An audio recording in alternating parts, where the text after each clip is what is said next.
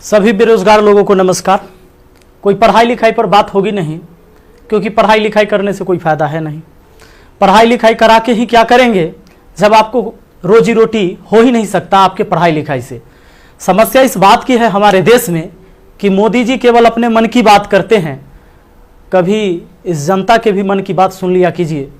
बहुत बार मन की बात हम लोग सुन चुके हैं, परेशान हो गए हैं।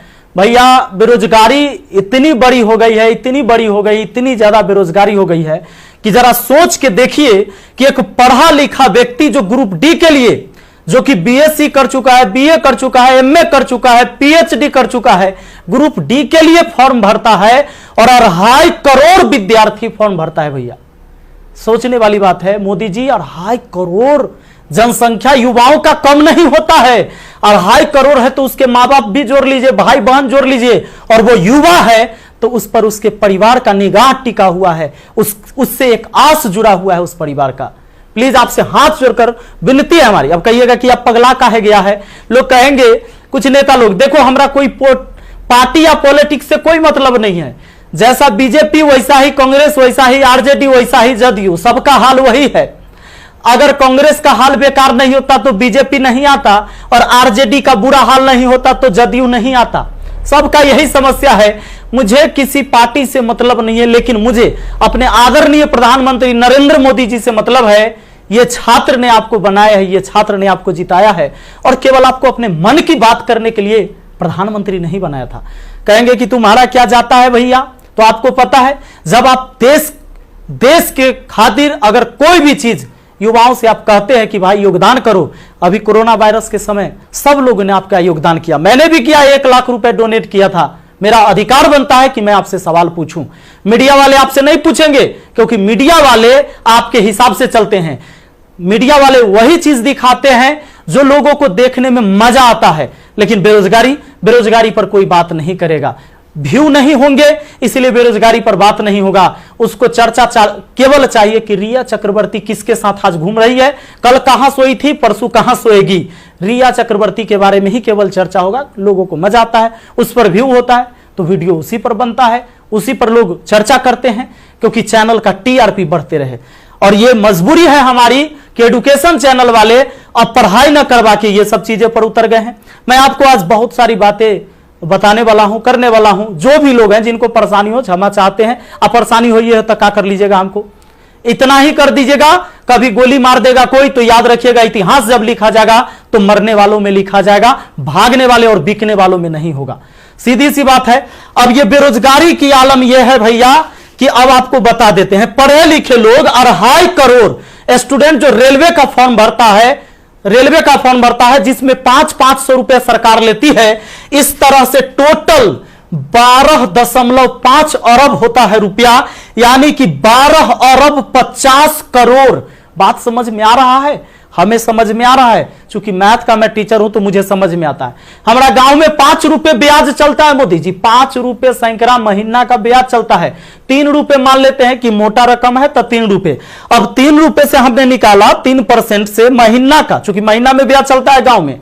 तो इस तरह से 12 महीना में 12 3 36% हुआ, 2 साल में 72% हुआ, और ये 12.5 अरब का जो ब्याज हुआ वो 9 अरब हुआ।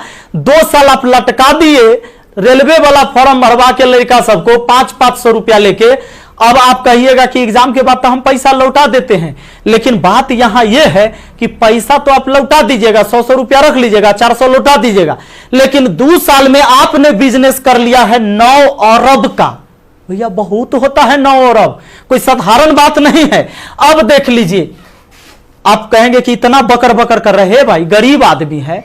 जब मेरे अकाउंट में केवल 1,23,000 रुपया था ना, तो 1 लाख रुपए हम पीएम केयर फंड में दिए थे। काहे जानते हैं कि कोरोना से लड़ाई लड़िएगा ना, तो कोरोना से लड़ाई लड़िएगा तो देश हित में ही पैसा जाएगा। इस पैसा से जब वैक्सीन बन के आएगा, या हमारे साइंटिस्ट लोग जब इस पर रिसर्च करेंगे वैक्सीन पर, तो खर्च लगेगा। तो आदमी किसके पास जो औकात था, 1 रुपया, 11 रुपया, 100 रुपया, 50 रुपया, 1 करोड़, 500 करोड़, 1000 करोड़ लोगों ने योगदान दिया, जिनसे जो हो सका। पूरा देश आपके साथ खड़ा था, आपके साथ खड़ा था। और याद रखिएगा कि ये युवा बेरोजगार रहेगा तो आपके विरुद्ध खड़ा होगा, भैया तख्ता पलट जाएगा। ये बात पक्का सुन लीजिए। कहा कि आज हम दिल से बात कर रहे, दिल से बात किए थे तब ना मदद किए थे। अब देख लीजिए 30 मार्च को मैंने योगदान दिया था 1 करोड़ रुपए। हमारा तब पागलपन चढ़ल था। हम तो अपन गलती का पश्चाताप जूता से मार के करते हैं, लेकिन याद रखिएगा कि जूता उस नेता को भी पड़ेगा जो वोट मांगने आएगा हमारे यहां। याद रखिएगा, ये पूरा देश में अब बवाल होने वाला है। अगर सही टाइम से एग्जाम नहीं लीजिएगा, युवाओं को रोजगार नहीं मिलेगा, तब आपके मन की बात नहीं होगी। हमेशा ये जनता के भी मन की बात होनी चाहिए। यहां पर आप नहीं, आपको पता चले तो जिन लोगों को बुरा लगता होगा सर्च कर लीजिएगा। प्रधानमंत्री राहत कोष में 1 लाख रुपए का योगदान दिया। मैथ मस्ती लिखिएगा, ये लाइन लिखिएगा, मैथ मस्ती लिखिएगा, जरूर आ जाएगा, आपको पता चल जाएगा। हमारा घर भी करकट का है और फिर भी अकाउंट में 1,23,000 था, 1 लाख रुपया डोनेट किए थे ताकि हमारे देश में खुशहाली आए और इस कोरोना वायरस से हमारा देश लड़े। ए भाई, वो बच्चा के पैसा दिया हुआ है जो हम पढ़ाते हैं ना, वो वीडियो देखता है ना, वो व्यू होता है, उसे पैसा आता है, वो पैसा हम आपको दिए थे। पाप लगेगा ना, तो तनी ध्यान दीजिए यहां पर। ये देखिए, कहते हैं कथी कि स्थानीय खिलौने बनाकर आत्मनिर्भर भारत बनाइए। खिलौना तो हम बनल है, जैसे मन होता है आप खेल रहे हैं, जो आप कह रहे हैं लोग वही कर रहा है। अब हम कौन खिलौना बने? खिलौना तो जनता बन चुका है आप लोगों का। ये हमारे मोदी जी थे, ये हमारे नीतीश बाबू हैं। इनका चाल सुनिएगा, इनका चाल क्या है। अभी जब चुनाव आने वाला है तो बिहार पुलिस के बहाली निकाल देंगे। बिहार पुलिस के बहाली निकाल देंगे तो भारी संख्या में एग्जाम एगो करवा लेंगे, रिजल्ट नहीं देंगे। अब एग्जाम दे के लड़का फसल है कि अगर नीतीश जी नहीं आते हैं तो फिर आगे रिजल्ट नहीं आएगा, कोई ना कोई बवाल। चूंकि बिहार में कोई एग्जाम जो है ये ना है कि साफ सुथरा से हो। आप देख रहे हैं बिहार एसएससी का एग्जाम कितना साल में हुआ है। आदमी बूढ़ा गया, जवानी में दिया था एग्जाम और रिजल्ट आते थे बूढ़ा जाएगा। अब चूंकि बिहार में एग्जाम ऐसी होता है तो ये क्या होगा कि रिजल्ट होगा चुनाव के बाद, मजबूरन फिर नीतीश कुमार जी को चुनेंगे। शिक्षक के बहाली आ जाएगा, बिहार पुलिस के बहाली आ जाएगा, सारे बहाली, दरोगा सबके बहाली आएगा। ये कब होगा? चुनाव के टाइम में भैया। तो नीतीश जी का जो ये था, इसमें इन्होंने कहा कि नल जल का रख रखाव करने के लिए वार्डों को 2,000 रुपया मिलेगा। हे प्रभु, ये 2,000 कहला दे रहे हैं, नल जल के दशा दिखा दें। 33,000 करोड़, 33,000 करोड़ रुपया आपने बिहार में नल जल पर खर्चा कर दिया। आज आपको असलियत हम दिखाते हैं, इस वीडियो में देखिएगा आप लोग जरूर। इस वीडियो को इतना शेयर करिएगा कि मुख्यमंत्री से लेकर प्रधानमंत्री तक पहुंचना चाहिए, बिल्कुल पहुंचना चाहिए कि हमारे जहां से हम हैं वहां की स्थिति आपको दिखा देते हैं कि नल जल का स्थिति क्या है। बेरोजगारी तो भैया आपने ऐसी पहुंचा दिया है यहां पर कि लोग अब कुछ करने लायक नहीं है। आप अगर आत्मनिर्भर बनाना था, खिलौना बनाना ही था, ये कहेला पढ़वा रहे हैं, शुरू से खिलौने बनवाते। कहेला 500-500 रुपया लेके फॉर्म भरवा लिए और 2 साल में 9 अरब आप ब्याज कमा लिए। प्रभु क्षमा कीजिए, प्रभु इस पर कोई उपाय कीजिए, वरना आपकी तख्ता पलट जाएगी। और सारे विद्यार्थी, जितने भी छात्र हैं, मैं आप सबसे अपील करता हूं, इस वीडियो को शेयर करिए, जितना ज्यादा शेयर हो।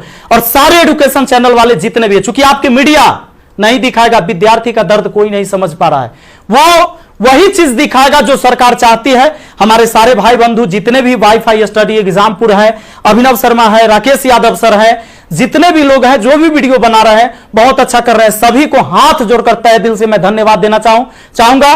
क्योंकि ये विद्यार्थी जो बेरोजगार है ना, उसी के वजह से हमारा रोजगार है, यही बात सच्चाई है। और इसीलिए हम इनके लिए लड़ेंगे, चाहे जो हो जाए। धरना प्रदर्शन होगा, पूरे देश में धरना प्रदर्शन होगा। और जहां ये 2.5 करोड़ विद्यार्थी सड़क पर उतर गया तो सुन लीजिए, ये बिहार से लेकर दिल्ली तक हिलेगा, ये बात निश्चित है।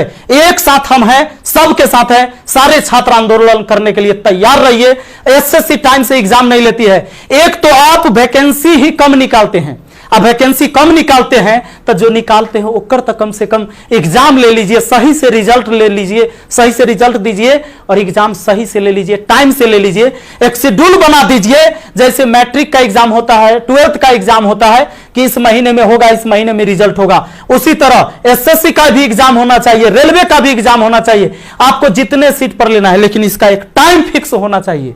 कितने इस महीने में एग्जाम होगा, इस महीने में रिजल्ट आएगा, इस महीने तक ज्वाइनिंग होगा, ताकि अंधेरे में लोग ना जिए। हे प्रभु, ये पाप लगेगा अगर इस युवाओं के साथ गरीब के बच्चा ना जनरल कंपटीशन के तैयारी करता है, आर्मी के तैयारी करता है, गरीब के बच्चा जाता है। कम से कम एकरा साथ इतना अन्याय ना कीजिए। ये पाप का घड़ा भर चुका है। मैंने अपने सर पर जूता मारा है। अगर वोट मांगने मेरे एरिया में आइएगा, हम जूता मारेंगे आप लोग को, ये बात पक्का कह देते हैं। आई वीडियो शेयर होना चाहिए। आप सबको इस बात के लिए मैं कहना चाहूंगा कि आप शेयर करिए, इस वीडियो को पहुंचाइए, जहां तक हो सके इसको पहुंचना चाहिए। और हर व्यक्ति आपसे हाथ जोड़कर विनती है कि हल्ला बोल ये नारा लगाइए और सब लोग पहुंचाइए, सब लोग वीडियो बनाइए, जितने भी एजुकेशन से जुड़े हुए हैं। क्योंकि कोई मीडिया वाला आपको दिखाने वाला ये नहीं है। और बस यही बात कहना चाहेंगे और जल्दी आग के तरह इस वीडियो को फैलाइए। और ज्यादा कुछ नहीं बोलेंगे। बेरोजगारी इतना बढ़ गया है कि आप सब कुछ समझ ही रहे हैं।